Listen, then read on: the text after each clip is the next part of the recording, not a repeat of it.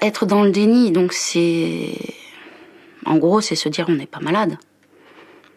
On est comme tout le monde. Bon, on a des petits soucis. On voit des docteurs, on prend des médicaments. Bon, on a un peu plus de difficultés dans les gestes quotidiens. Mais finalement, faut bien qu'on travaille. Faut bien qu'on ait une vie familiale.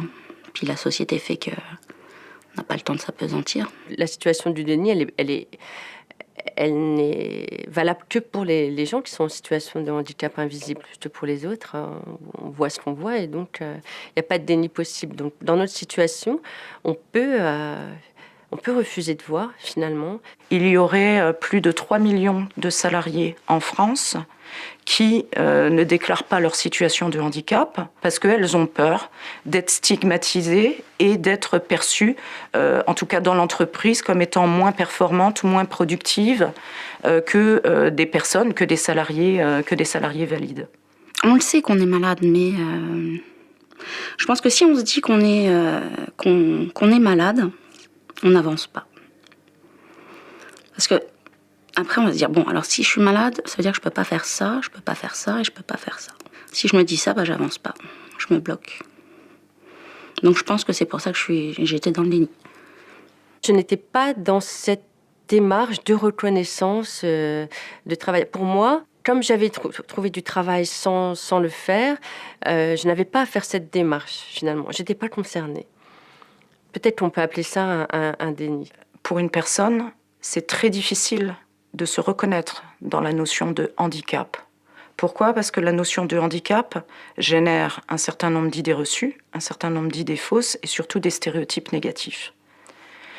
Donc la personne, naturellement, ne va pas se reconnaître dans cette notion de handicap. Et c'est une des raisons pour laquelle les personnes sont dans le déni de leur situation.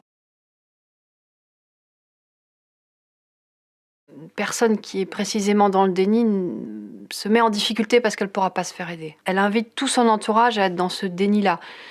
On ne va pas pouvoir en parler, ça va devenir tabou, ça va devenir gênant. Elle ne va pas faire les démarches à l'extérieur d'être prise en charge, de se stabiliser. C'est souvent ces situations-là qui apportent un point de rupture dans le maintien dans l'emploi, dans le suivi professionnel. À un moment donné, elle sera dans une situation d'échec. Tout simplement parce que la personne n'a pas une juste perception des conséquences de son handicap. Et comme elle n'a pas une juste perception des conséquences de son handicap, les autres ne l'auront pas non plus. Je pensais pouvoir faire certaines choses, et là on me disait non, pas pour l'instant.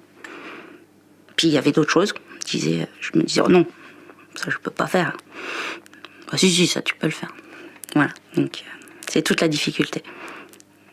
Il est important pour la personne de verbaliser ses limitations d'aptitude, tout simplement parce que si on n'a pas avec précision les conséquences de son handicap, donc ses difficultés par rapport à un poste de travail, l'entreprise ne pourra pas mettre en place les aménagements nécessaires et de lui faire comprendre aussi que ça lui permettra justement de ne pas être dans une situation d'échec.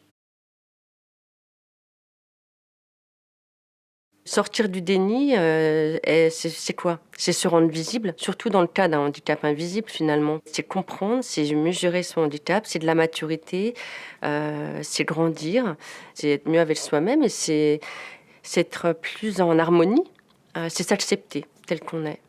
Sortir du déni, ça fait prendre conscience de la maladie, ça fait prendre conscience de ses limites, mais ça permet aussi de réfléchir sur quoi on est limité et d'essayer d'avancer, de se dire bah oui, mais ça, je peux le travailler. Mais ça prend du temps, parce que c'est long. C'est un chemin assez long. L'acceptation de son handicap va lui permettre de mieux le vivre au quotidien, de mieux le vivre dans l'entreprise et de transformer cette situation en succès et en succès d'intégration.